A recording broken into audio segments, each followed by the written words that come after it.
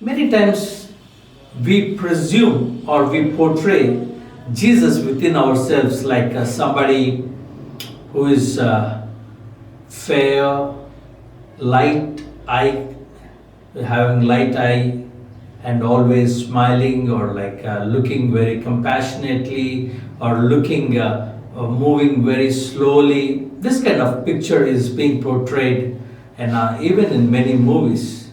But is that the real personality of Jesus? Let's find out. This series, Jesus Decoded. Let's try to decode the personality of Jesus. How he used to behave.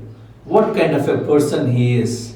Is it really like always smiling, always moving slowly, always like trying to act more kind of behavior? No. Let's find out.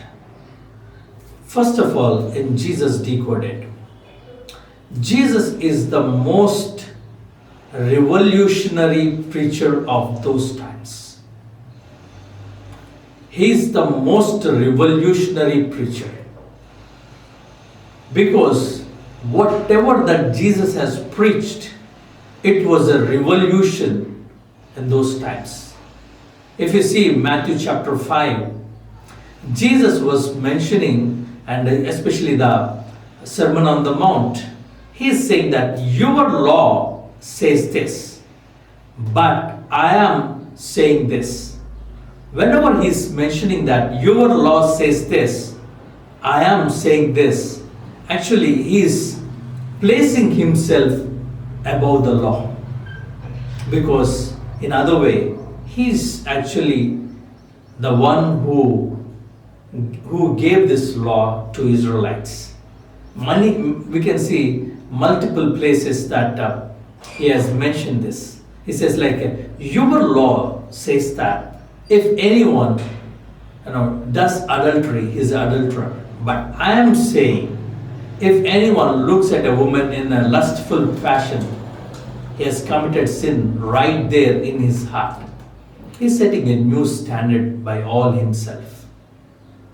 And another of the revolutionary preaching of Jesus is Matthew chapter 6. When disciples have come and asked Jesus, please teach us how to pray, he has opened altogether a new relationship with God. Because till that time, Jews were not even ready or were not even dare enough to take the name of the Lord. Because even the law says like whoever takes the name of the Lord in vain is accursed. So they feared to take the name of the Lord. So that's why we see the alphabets that they write to represent the name of the Lord. But Jesus started a new relationship. He taught his disciples that to pray like this: the Father who is in heaven. It's altogether a revolutionary teaching to that generation. It was already a revolutionary teaching to that generation, because they were overwhelmed by his teachings. Bible clearly mentions that people were astonished at his teachings, because not only his teachings were radical and revolutionary, but he taught them, he preached them with more power and authority. And when he was just saying one single word, evil spirits were fleeing from that place.